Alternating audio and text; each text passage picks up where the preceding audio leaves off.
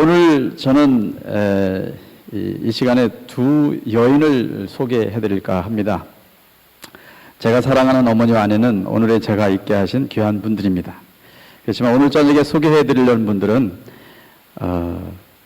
그 두 분은 제가 전혀 얼굴을 모르는 분들입니다. 한 분은 영국 분이시고 한 분은 한국 분이십니다. 그 설명을 돕기 위해서 제가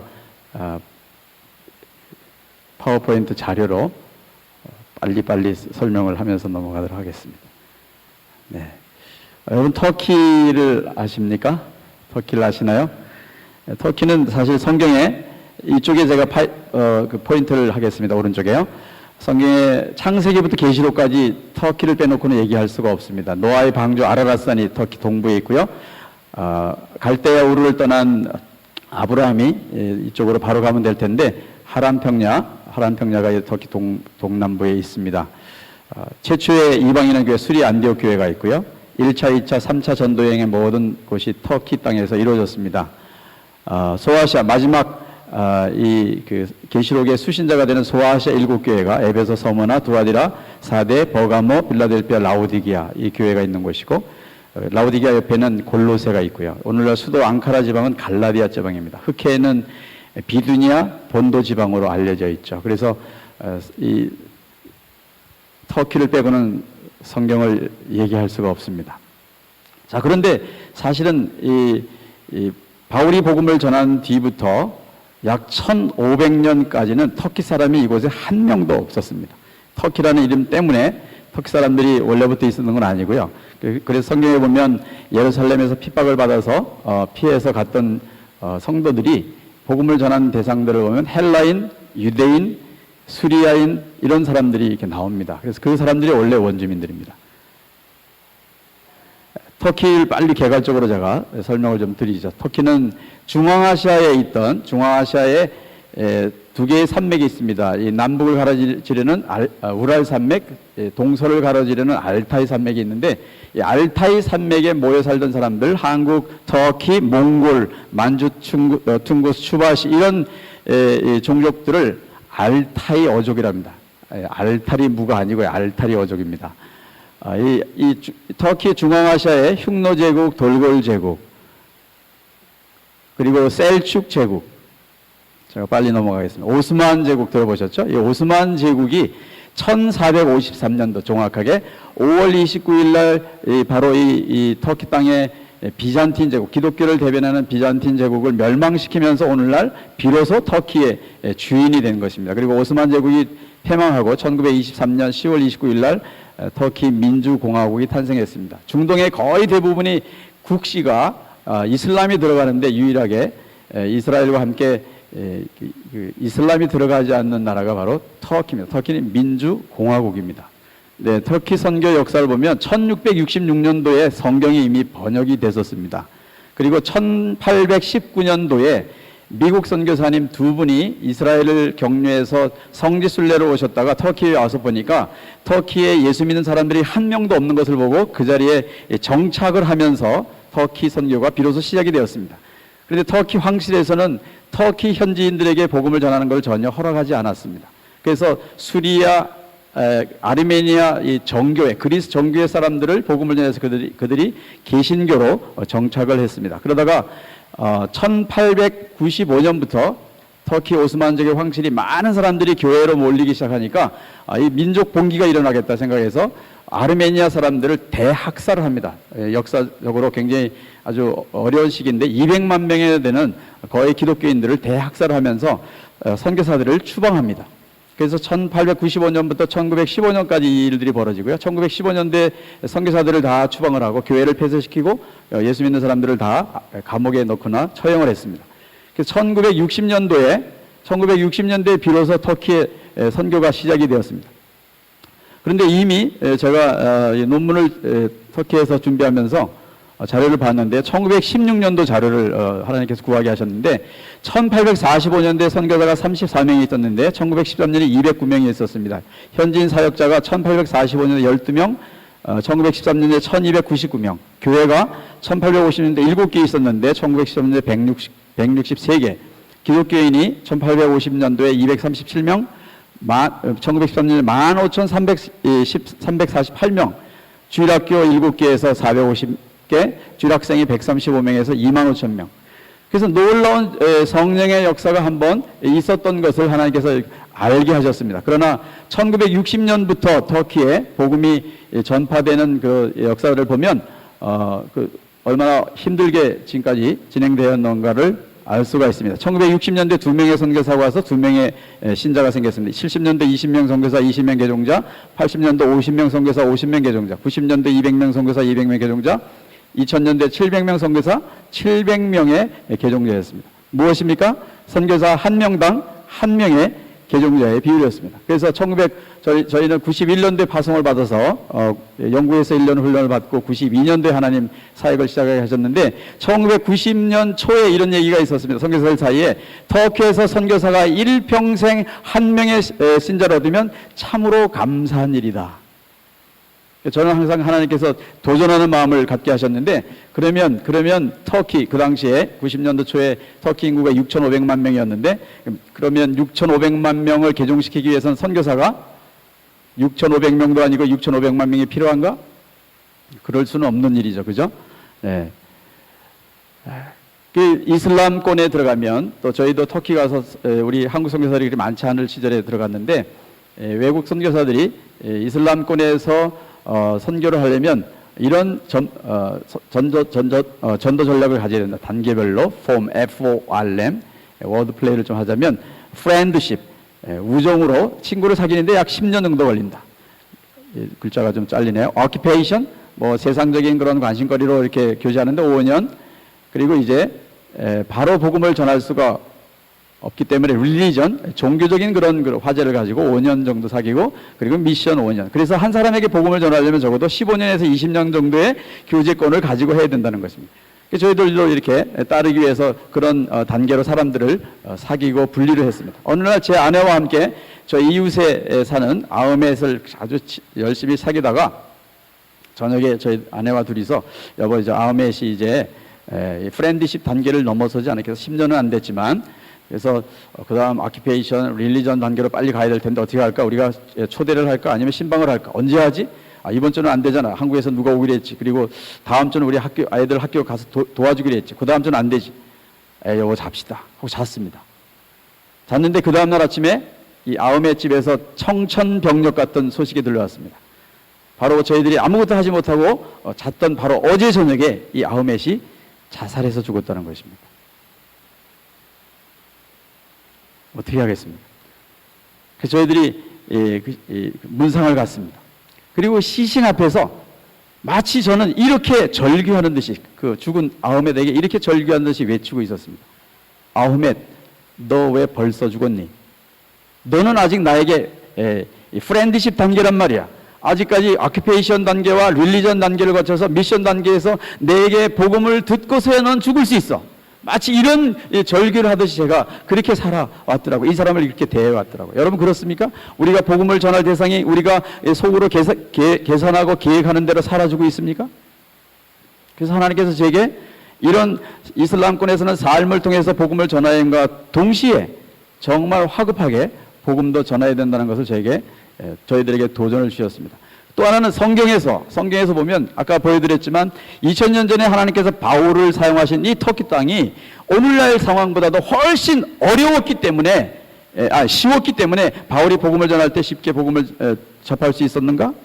아니면 역으로 오늘날의 상황이 2000년 전보다 훨씬 어렵기 때문에 복음을 전한 것이 어려운 것인가? 여러분 사도행전 14장 19절에 보면 바울이 복음을 전할 때 안디옥과 이고니온에서 유대인들이 와서 바울을 초인해서 끌어내서 돌로 쳐서 죽은 줄 알고 성 밖에 끌어내치니라. 바울은 돌에 맞아 죽음을 경험했습니다. 그것이 성경학자들은 고린도후서 12장 1절 4절에 어떤 사람이 3층천을 경험했다는데 그 사람이 바로 3인칭 자기를 묘사하고 있죠. 죽지 않으면 3층천을 경험할 수 없는 일입니다.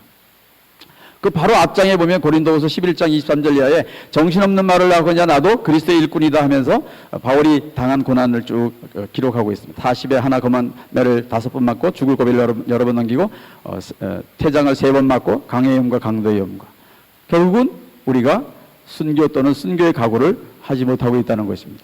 터키에 아까 말씀드린 대로 이 교회 사역의 이 역사를 하나님께서 한번 성령의 큰 역사를 일으킨 것을 저희들에게 리마인드를 시켜주셨습니다. 또 하나는 우리가 얼마나 선입견을 가지고 사역하는가에 대해서 하나님께 또 알려주셨습니다. 1994년도에 처음으로 터키의 기독교 F1 방송이 허락이 되었습니다. 자, 그 당시까지는 터키에 있는 선교사들이 보시는 것처럼 수도가 앙카라가 여기에 있습니다. 수도 앙카라를 중심으로 서쪽에는 많은 기독교 유적지들과 관광지가 있기 때문에 외국 사람들이 많이 접촉이 해서 많은 사람들이 열려 있을 것이다. 그래서 복음에 열려 있는 곳은 앙카라 서쪽이다. 우리가 앞으로 10년, 20년 동안 집중할 것이 그곳이다. 앙카라 동쪽은 이슬람 교도들이 가장 강한 쿠르드족들과 이런 강한 이슬람들이 있기 때문에 10년, 20년 뒤에나 가능할 것이다. 라고 전략적으로 저희들이 준비를 해왔습니다.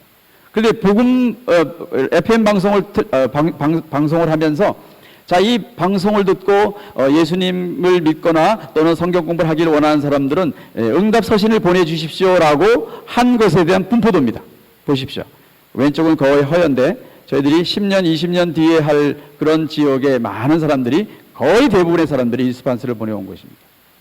그래서 우리가 가지고 있는 틀이라는 것이 무엇인가? 우리가 가지고 있는 계획이라는 게 무엇인가? 하나님께서는 그 속에 갇혀 계신 분이 아니라는 사실을 계속해서 저희들에게 깨달음을 주셨습니다. 또 보안에 대한 부분이기도 합니다. 저는 무엇보다도 누구보다도 보안에 굉장히 철저히 신경을 썼습니다. 특히 저희 아버님은 군대에 계실 때 CIA 같은 곳에 정부의 그 부대에 계셨습니다.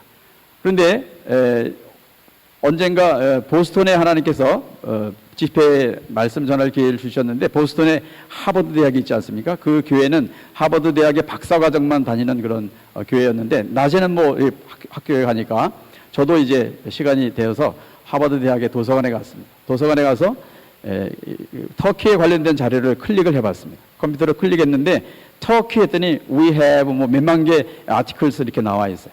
터키시 미션 인 터키라고 영어로 이렇게 쳤더니 많은 자료들이 다 이게 영어로 되어 있는데 터키말로 된 여러분 잘 모르시겠지만 위에 한국말로 번역한 것입니다. 미셔넬리 팔리에틀레리 터키말로 되어 있어요. 이게 뭔가 이게 터키 내에 선교 활동 보고서라는 것입니다. 이게 어디서 나온 것인가 해서 이제 교인 중에 박사과정 도서관증을 활용해서 자료를 쫙 뽑아보니까 터키 종교성에서 비밀리에 만든 비밀 보고서입니다. 저희들이 학생으로 비즈니스맨으로 다 활동하고 있지만 그 리스트를 다 가지고 있어요. 그 내용 그 보고서입니다. 그래서 어차피 우리가 그들의 손바닥에 있다. 그러나 그들 손바닥은 주님의 손에 있다. 그런 믿음을 가지고 사역을 하는 것이 훨씬 더 우리가 담대하게 사역을 해야 되겠다는 그런 도전을 주셨습니다. 또 하나의 사건입니다. 터키에서 개종을 해서 개신교 목사가 된 사람이 다시 무슬림으로 돌아갔습니다. 일켈이라는 이 사람인데 이 사람이 무슬림으로 돌아간 뒤에 터키에서 사역하고 있는 모든 선교사들의 리스트를 실명을 거론해서 책을 만들어 가지고 시판을 했어요. 그런데 아무도 거기에 리스트에 있는 분들이 어려움을 겪지 않았다는 것입니다. 주님께서 보호하실 뿐만 아니라 우리가 주님을 더 믿어야 된다는 것입니다. 자, 이런 상황 가운데 90년 초에 아까 말씀드린 그런 상황 가운데 복음을 전하는 일이 그렇게 쉽지는 않았습니다. 터키 헌법에는 종교의 자유가 있습니다. 근데 이 종교의 자유가 현지인들이 내가 기독교를 믿을 것인가 아니면 이슬람을 선택할 것인가 현지인의 선택의 자유에 있지 저희 같은 선교사들이나 기독교인들이 복음을 전할 자유는 아닐 것이라고 선교사들이 30년 동안 40년 동안 판단을 해왔습니다. 그래서 터키에서 가장 그 효과적이고 가장 유일한 전도 방법이 뭐냐면 성경 잃어버리기 운동이었습니다. 이런 해괴망측한 전도 방법을 들어보셨습니까? 혹시 예수 믿으시겠습니까? 혹시 성경을 좀 읽어보시겠습니까? 이런 얘기했다가는 경찰에 신고하면 체포당하고 감옥에 갇히는 걸로 알렸습니다. 그래서 아무도 이것을 시도하지 못했습니다. 저도 몇 번 그렇게 했습니다. 성경을 가슴에 품고 버스를 탑니다. 그리고 이제 책을 읽듯이 이렇게 펼쳐가지고 이렇게 읽다가 아이고 졸려 하고 이제 성경을 앞좌석에다 버스 앞좌석에 놓고 자는 척합니다. 한참 가다가 내가 내릴 곳을 잊어버렸어 하고 이제 일부러 소리를 지르고 후다닥 버스를 뛰어내립니다. 그리고 막 뛰어갔습니다.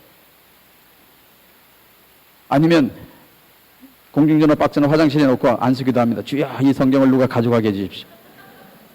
금방 놓고 나면 저 사람 일부러 뿌리고 다니냐 하니까 누구 친구를 기다리는 듯이 이렇게 있다가 깜빡 잊어버렸네 이렇게 나옵니다. 그리고 멀리 가서 주여 저 성경을 누가 가져가게 해주십시오. 자, 기도하면 누가 와서 두리번거리다가 성경 가져가면 또 놓고 또 잃어버리고, 이게 가장 유일한 전도 방법이었습니다. 자, 이런 상황에 어떻게 복음을 전할 수 있겠습니까, 여러분? 99.8%가 무슬림인 나라에서 어떻게 예수 믿으라고 접촉점으로 무슨 대화를 시도할 수 있겠습니까? 근데 하나님께서 저희에게 주신 정말 이런 무가치한 질문이 있을까? 도대체 이런 무의미한 질문이 있을까? 이 질문 하나를 저희들에게 주셨습니다. 무엇이냐면, 만나는 사람들마다 혹시 무슬림이세요? 전혀 감흥이 안 오십니까? 99.8%가 무슬림인 나라에서 혹시 무슬림이세요? 이 질문이 무슨 의미가 있냐 말이죠. 이런 질문을 하면 터키에서 딱 두 가지 대답을 들을 수 있습니다. 어떤 사람은 네 하고 대답합니다. 어떤 사람들은 엘함두릴라 대답합니다. 엘함두릴라는 아랍어로 알라께 찬양을, 알라께 영광을, 이런 뜻입니다. 이 두 종류 외에는 들을 수 없어요. 100만 명에 1명 정도 들을 수 있습니다. 무시하자면 네 아니면 엘함두릴라 둘 다 뭡니까? 무슬림입니다. 그러면 그렇지 100% 무슬림이야, 그렇게 넘어갔으면 아마 그 뒤에 하나님이 저에게 주신 축복을 누릴 수 없었을 것입니다. 이 네라고 대답한 사람에게 계속 질문했습니다. 매일 코란을 읽습니까? 아니요. 여러분, 무슬림들 하루에 몇 번 기도합니까? 5번 기도합니다. 하루에 5번 기도합니까? 아니요. 이들은 금요일날 예배를 드립니다. 금요 예배 참석합니까? 아니요. 제가 점점 무슨 생각이 들기 시작했겠습니까? 죄송합니다만, 이야, 이것 봐라, 여기에도 뭐가 있네? 네? 사입이 점잖은 표현입니다. 엉터리, 그 다음에 예. 그리고 이제 복음을 열심히 전했어요.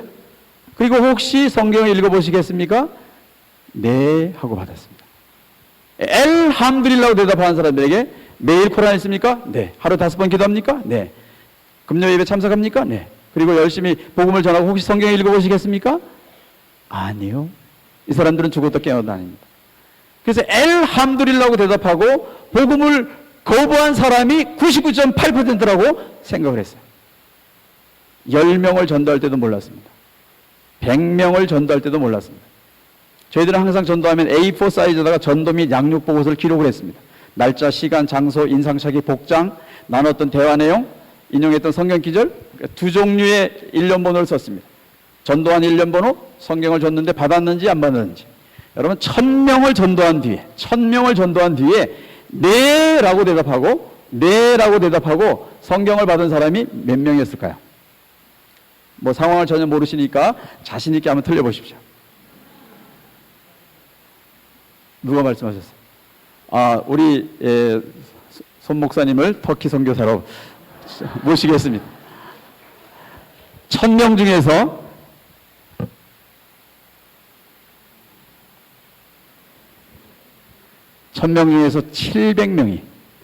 700명이 네라고 대답을 하고 성경을 받았습니다. 그래서 이게 무슨 소린가 하고 제일 먼저 어디를 달려갔겠습니까? 이슬람 신학대학교를 달려갔습니다. 그리고 신학대학 교수들에게 다짜고짜 질문했습니다. 터키의 진짜 이슬람 교도는 몇 %입니까? 당신 그거 왜 묻소? 나는 한국에서는 기독교인인데 터키에서 진짜 이슬람 교도를 많이 못 만났습니다. 당신 생각에 몇 %라고 생각되시오? 아무리 많이 잡아도 30%를 넘지 않는다고 생각합니다. 당신 말이 맞소. 여러분, 터키의 진짜 이슬람 교도는 22.3%입니다. 이것은 제 말이 아니라 터키 종교성에서 발표한 자료입니다. 여러분, 그러면 터키는 열린 지역입니까? 닫힌 지역입니까? 열린 지역입니까? 이렇게 제가 좀 진작에 되물으면 움찔하시죠? 터키는 99.8%가 무슬림입니다. 그리고 이 사례를 말씀드리지 않고 다시 터키는 열린 지역입니까? 닫힌 지역입니까? 질문을 드리면요. 닫힌 지역입니까? 여러분, 하나님께서는 우리 주변의 환경이 어떻다, 조건이 어떻다를 보시지 않습니다. 어제 누가 말씀을 이렇게 하신 것 같은데요. 우리 자신이 하나님께 열려 있으면 우리 주변은 열린 지역입니다. 우리 자신이 닫혀 있으면 우리 주변은 닫힌 지역입니다. 여러분, 하나님께서 어느 지역을 복음화하기 위해서 어떤 선교사를 부르셨습니다. 그리고 가라고 했습니다. 근데 이 선교사가 농땡이를 쳤어요. 복음이 굉장히 더디 전파됐습니다. 제가 누구를 말씀드리고 있죠? 선교사라니까 조금 이제 함정에 빠지셨죠. 구약 성경에 요나죠. 요나. 니느웨, 지금 이라크 북동부에 있습니다. 북부에. 니느웨에 가서 복음을 전하라 했는데 이 요나가 어디로 도망갔어요? 다시스로 갔습니다. 다시스는 오늘날 스페인 쪽입니다. 그 요나를 하나님께서 끝까지 추적해서 속된 말로 매가지를 비틀어서 끌고 니느웨로 데려가셨습니다. 사흘 길을 갈 그 먼 거리를 하루를 외쳤더니 하루에 모든 백성들이 남녀노소 물온대소하고 죄를 뒤집어 쓰고 그리고 어떻게 해요? 회개를 했더니 하나님께서 다 구원하셨습니다. 무엇이 문제입니까? 니네의 죄악의 문제입니까? 누구의 문제예요? 요나의 문제입니다. 근데 좀 더 생각해 보신 적이 있습니까? 그 이스라엘에 복음을 전할 사람이 요나 한 사람밖에 없어서 하나님이 끝까지 요나를 추적했겠습니까? 나가 없었으면 너도 있었을 것입니다. 근데 하나님께서 요나의 닫힌 마음, 열린 마음들을 4장을 통해서 교차적으로 보여주고 계십니다. 하나님께는 숫자가 중요하지 않습니다. 그 열린 한 사람, 그분 여러분이 되시기를 주님의 이름으로 축원합니다.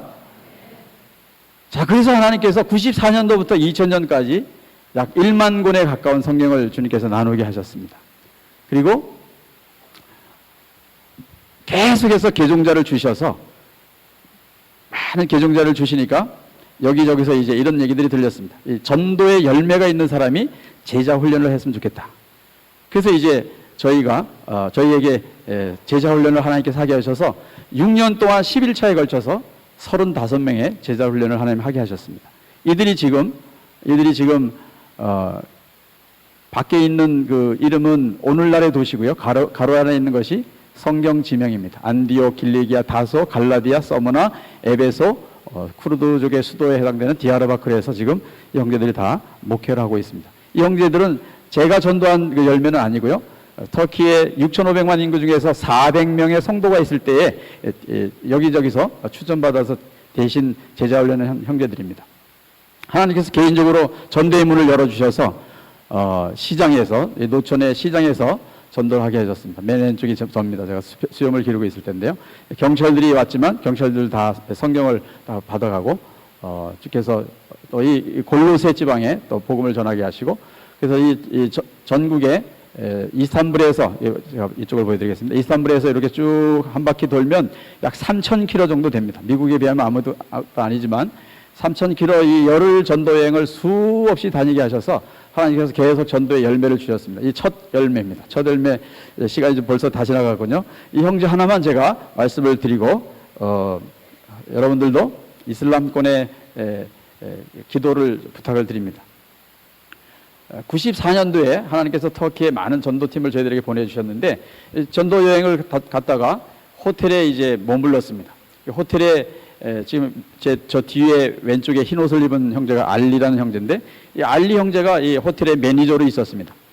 그래서 이 알리에게 성경을 주고 제 이름과 전화번호를 주면서 성경 읽다가 모르는 부분이 있으면 제게 알려달라고 그랬습니다. 근데 일주일 후에 전화가 왔어요. 쎄도 내가 성경을 다 읽었어. 근데 모르는 게 너무 많아. 그래서 이제 집으로 초청을 했습니다. 그랬더니 깨알같이 적어가지고 니고데모가 거듭나는 것, 엄마 뱃속에 들어갔다 나와야 되는 이런 질문들을 또 반복해서 했어요.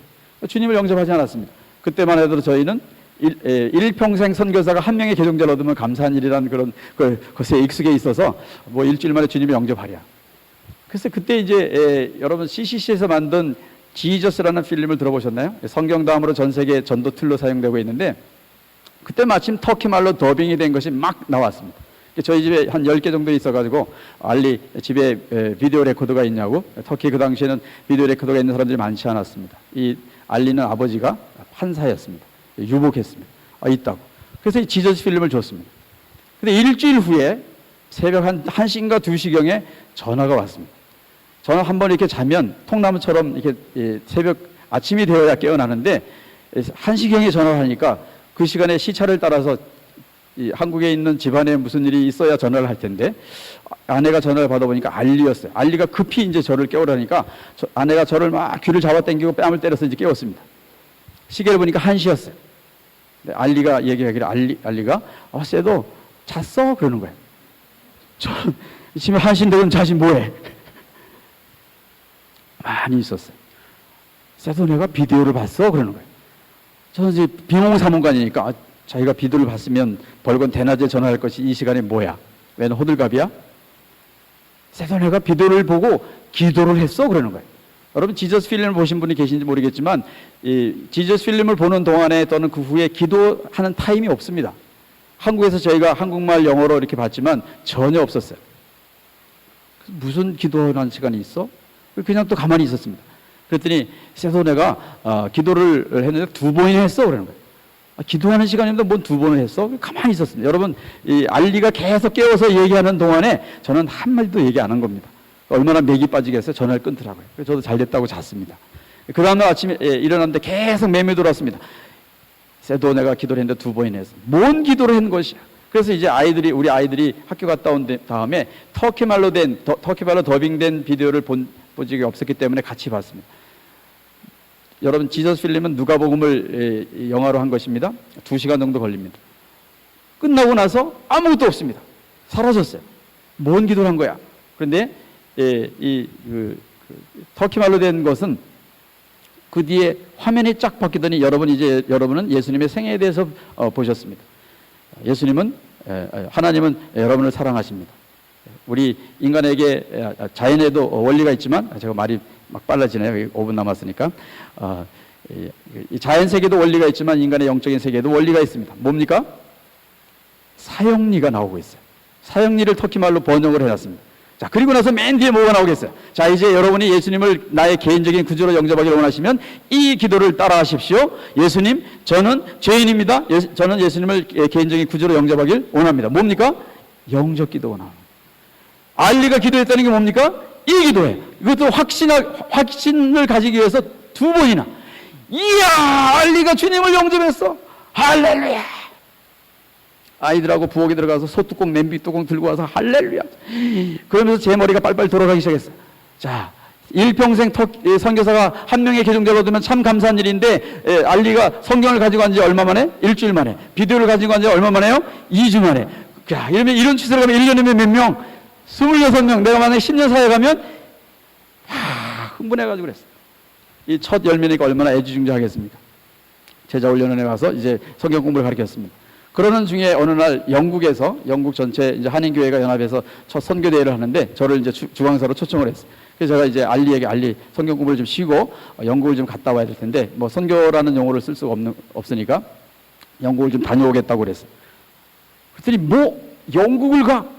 번쩍 뛰어가지고 그러면 자기가 부탁을 하나 해야 되겠다는 겁니다. 뭐냐 그랬더니 20년 전에 아버지가 판사 시절에 자기가 이스탄불 대학 법대를 다닐 때에 영국에 유학을 갔는데 브라이튼이라고는 밑에 항구 도시가 있습니다. 거기 가서 이제 유학을 하는데 그 영국 그 노 부부의 집에 하숙을 했다는 거예요.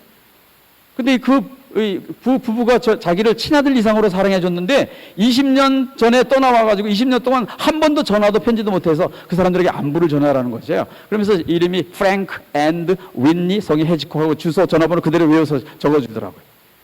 그러면서 뭐라 그러냐면 20년 전이라는 거야. 그래서 20년 전? 이사 갔겠지? 좀 그냥 퉁명스럽게 받았어요. 그러면서 뭐라 하냐면 쎄도 근데 이 부부가 20년 전에 65세였어 그래. 죄송합니다만 제가 돌아가셨겠거냐 하고 거의 이제 염두에 두지 않고 갔습니다. 선교대회에 마쳤습니다. 부탁을 받아서 전화를 했습니다. 전화를 했는데 저 전화 건너편에서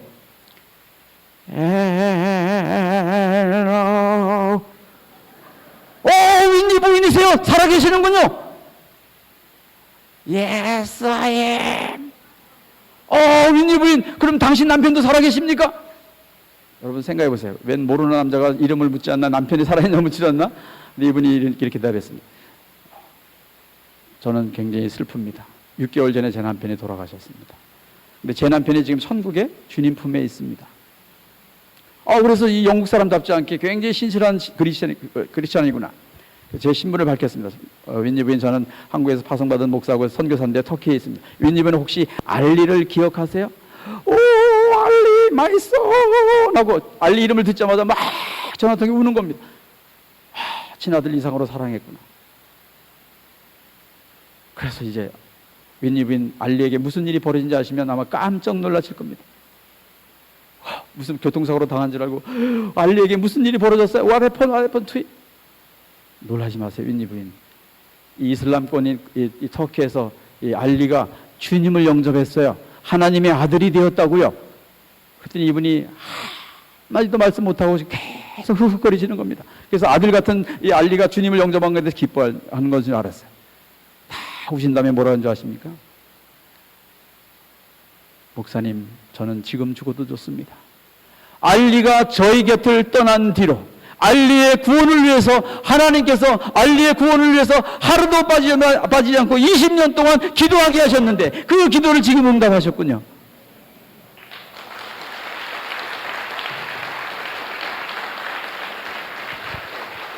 저는 망치로 머리에 맞는 기분이었습니다. 알리가 2주 만에 주님 영접한 것이 아니라 20년 만에.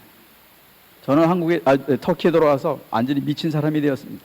어디 제가 알리에게 성경을 줄 때에 이마나 큰 그 가슴에다가 큰 글씨로 제발 저에게 성경을 한 권 주시겠습니까? 저를 위해서 누군가 20년 동안 구원을 위해서 기도하는 사람이 있답니다. 저에게 성경을 주면 제가 성경 읽고 얼른 주님을 영접하지요. 그러지 않았잖아요. 그 다음부터 주님이 이 사람이 제2의 알립니까? 이 사람이 제3의 알립니까? 이 사람이 제4의 알립니까? 하나님께서 그렇게 해서 성경을 나누게 하시고 그리고 제1, 제3, 제4의 알리들을 계속 주셨습니다. 물론 이러다가 이제 여러 가지 사건들을 만납니다. 제가 마무리하겠습니다.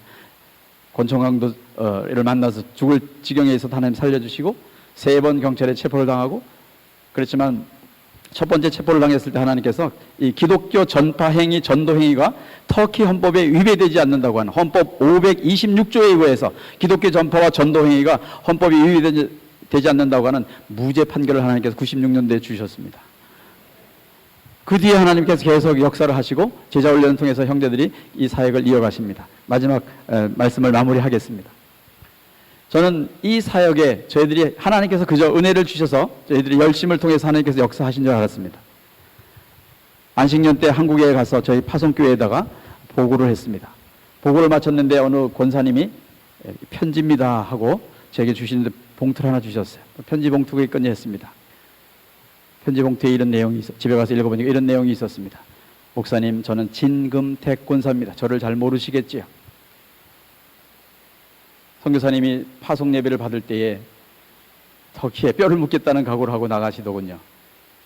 저렇게 생명을 들여 헌신하다면 저는 이곳에서 생명을 들여 헌신하기로 결심했습니다. 선교사님이 터키 가신 뒤에 선교사님과 터키 선교를 위해서 매일 새벽 3시에 일어나서 교회에 가서 매일 3시간, 4시간 이상 기도를 했습니다. 하나님께서 권총강도의 손에서 건져주셨더군요. 감사했습니다. 하나님께서 날마다 복음의 문을 열어주시고 열매를 주셨더군요. 감사했습니다. 선교사님이 보고 싶었습니다. 안식년으로 오신다는군요. 그러나 1년을 또 연기하시는군요. 그러나 이젠 제가 기다릴 수 없게 되었습니다. 주님이 저를 부르시기 때문입니다. 선교사님, 우리 천국에서 만나요. 선교사님이 터키에서 생명을 들여 헌신하셨다면 제가 이 땅에서 생명을 들여 헌신한 증표를 드리고 가기를 원합니다. 편지 봉투 속에 뭔가 묵직한 것이 있었는데 그것이 바로 그 권사님의 결혼 반지였습니다. 저에게 편지를 건네주신 따님 권사님에게 유물로 주지 아니하시고 1920년 된지 30년 된지 모를 투박한 이 권사님의 결혼 반지를 제게 주셔서 제가 이 반지를 껴안고 얼마나 울었는지 모릅니다. 제 아내에게 양해를 구하고 결혼 반지를 빼고 그 권사님의 반지를 제가 끼고 다니고 있습니다. 그렇구나. 생명을 들여 헌신한 이분들의 기도 때문에 20년 동안 기도한 윈니 부인 때문에 한 생명을 구원하시고 생명을 들여 헌신한 한 권사님 때문에 하나님께서 생명을 구원하시고 생명의 열매를 주셨구나. 사랑하는 우리 북가주 지역에 계신 성도 여러분, 이번에 초청되어 온 모든 분들이 거의 대부분이 이슬람권에서 온 선교사님들이라고요. 여러분, 이 대회로 이것으로 끝나지 아니하시고 동력하겠습니다. 또 다른 윈니 부인이 되겠습니다. 또 다른 진금택 권사님이 되겠습니다. 주님 오실 날을 저희들은 중동에서 또 여러분들은 이곳에서 맞이할 수 있는 여러분 한 분 한 분 되시기를 주님의 이름으로 축원을 드립니다.